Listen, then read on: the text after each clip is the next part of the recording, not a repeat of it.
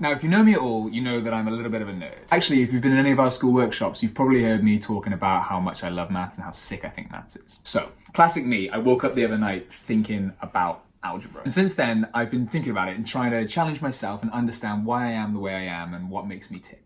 I think part of why I've always enjoyed maths is because there's a right or a wrong answer. You do the work right or you do the work wrong, and it's very black and white. I like that. It makes sense to me. I like that there should be a set pattern to follow and that the outcome is the way that it should be. Or if it was wrong, and if you've shown you're working, and you should always show you're working, then you can go back and find out where you went wrong and adjust it and try again until you get it right. And I guess that's what frustrates me about life. It's not so black and white. It's not this is the right way or this is the wrong way to do it. There's not always a set pattern or rules for making sure that you'll always come out with the right answer. Of course, there's certain rules like, don't kill people. It's the same for managing your mental health. I know there's often comparisons between physical and mental health. And here's another. When you break your leg, there's a set process that'll work for pretty much everyone who breaks their leg, right? You get it set in plaster and you can x-ray and you rest up and you check on how things are going and you make progress. And that'll work for pretty much everyone who breaks their leg. But when we're talking about beating self-harm or managing depression or mental health in general, it's not so straightforward. And that's why it's tricky. But that's also where it can be exciting. It means you have a whole range of things to try so that if the first thing doesn't work, you can go back and try something else. Because it's not set in stone that this is the right way, this is how you get better.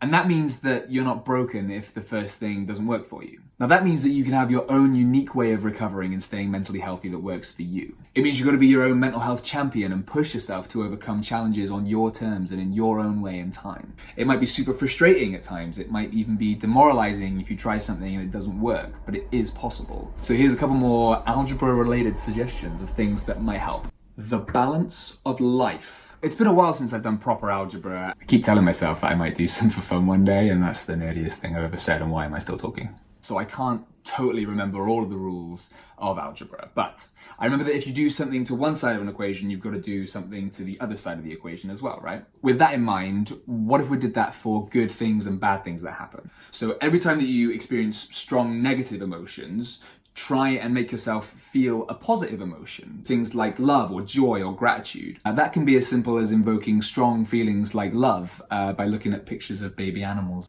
Look at the baby piggy! So then why not take it a step further and follow a theory that says that you should aim for 3 positive emotions for every 1 negative emotion that you feel. Now I think that's lovely because it's not saying that you shouldn't feel negative emotions, but that you can do something about it to try and combat these feelings and so they don't take over your life. Show you're working.